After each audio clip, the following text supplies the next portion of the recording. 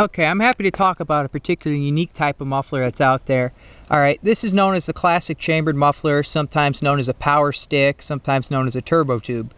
Alright, basically the story was that it was the 1960s and General Motors, partnered up with the Walker Exhaust Corporation to try to think of a new unique muffler that would give their muscle cars a really nice deep tone but also reduce back pressure.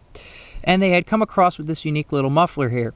Alright, the muffler, when it originally was constructed, wasn't as high performance oriented as it is today. In fact, there were some design flaws, I guess you could call them that.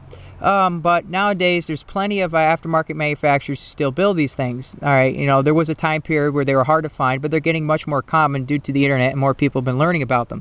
Give me 1 second here to take the cap off my pen. Okay. Basically, one of the problems with the early designs of the Classicchambered mufflers were that they necked down a little bit. They had constriction, and just like in my other muffler videos, I already told you about how that worked. They also had louvers in the core rather than perforations, which still many designs to this day still have. And you already know about the negatives, of louvers. If you've seen my glass pack video or my turbo muffler video, I talk all about it there. Basically, the way these mufflers work is that they're glass packs without any actual fiberglass packing. They have this weird look to them. They almost look like they've been crimped down along the edges, kind of making big lumps. So basically we still have, the core and the shell, but what will happen is sound waves actually get kind of scooted off, and mix around into these little, I guess you could call them chambers. And the sound waves mix around, collapse into each other, and therefore you don't have the same noise you would if you were running a straight pipe. So these mufflers actually do provide some muffling, but they have very strange acoustic properties compared to other mufflers out there. You see, Classicchambered mufflers, if you run at one stationary RPM for a while, they're obviously louder than your factory muffler, but they're not obnoxiously loud. They kind of settle down. But when you get on it, all of a sudden it's just like an on-off switch. All of a sudden now there's a whole bunch of loud noise. And they make this really beautiful raspy noise. And I've noticed from personally seeing these things that they make almost every engine sound like it has a really lopey high-performance cam. That's pretty cool.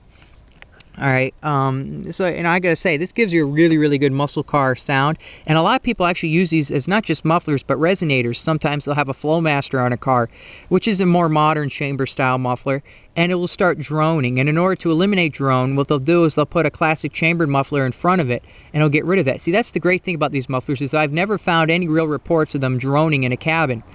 So they may give you a really nice high-performance noise without any of the negative aspects of having a high-performance exhaust system. And since they are, essentially a straight-through design, or straight-flow design, whatever term you prefer, they really don't have any back pressure.